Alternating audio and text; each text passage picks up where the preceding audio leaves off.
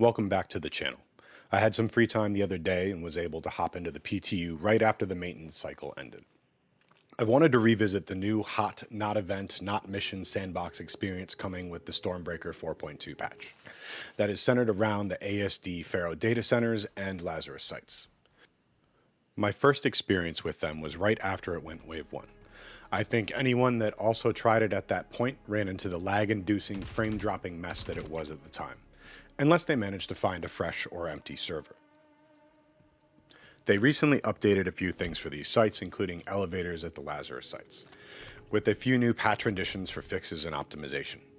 So I spooled up a fresh ship, took a data center at random, and decided to see for myself.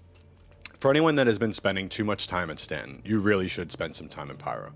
The picturesque scenery of these planets often causes you to just pause and stare at the planets and clouds, forgetting what the hell you were doing. Oh, right, the data center. First thing I noticed quite quickly was that they either added turrets or that the turrets actually work now. Being completely unprepared, I took a quick emergency landing and had to hoof it into the site. Feeling optimistic as only a few ships had showed up on my radar, I prepared for anything. Trying to get my bearings in the site does take a minute with multiple elevations, paths, and choke points. It does make for an interesting PvPvE combat map. I have heard or seen that previously knocking out a scientist would allow you to get through the scanner door. Either that was not my luck, or they had recently changed that into having to wear the lab coat and pants. While this seems like a cool twist of getting through a locked door, I quickly had frustrations running the site solo. The nearby chests aren't big enough to hold your gear.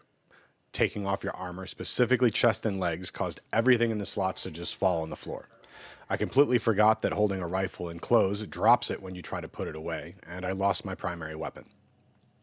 The main lab was either broken, or more likely I suspect someone had already taken the card. I found a second room inside the site and was able to successfully open the safe and retrieve the first security card. I was hoping that I would not be shot wandering the complex in disguise. Some NPCs ignored me, which was good, until it wasn't.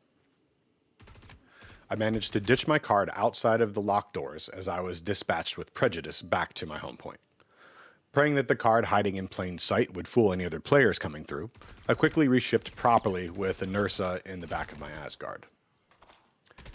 So far, this patch is feeling really good, whether it's because it wasn't bogged down with too many players or abandoned ships.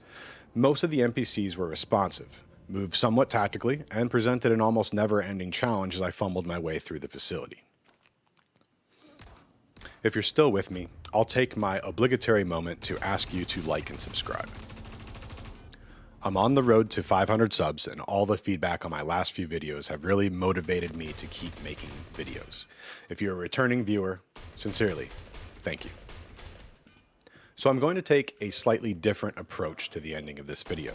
The last segment is just going to be raw, uncut gameplay from the final room of the data center as I experience it for the first time. Not really knowing what was going to happen. I'd seen some clips, but it was actually pretty intense. Really got the adrenaline flowing. Not sure if that's just because I was solo or just the entire atmosphere and what was going on. Before I show that, to conclude, this part of the patch is looking seriously good, and I suspect it should be ready soon.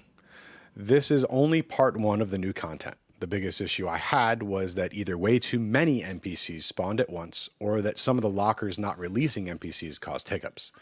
Walking around afterwards, there was a couple of spawn closets with way too many NPCs stuck in them, and a few respawning as you killed them. This did cause a few glitchy NPCs and some performance degradation. I've seen footage from other content creators of the second part, and it looks fantastic. I didn't have a group at hand to be able to attempt it at the time of recording. Hopefully it will be just as smooth as the data center was, until it wasn't. So this should be live soon for all of us to enjoy, cry, complain, and bemuse over. And now for something completely different. Raw, uncut footage. Enjoy, and thanks for watching.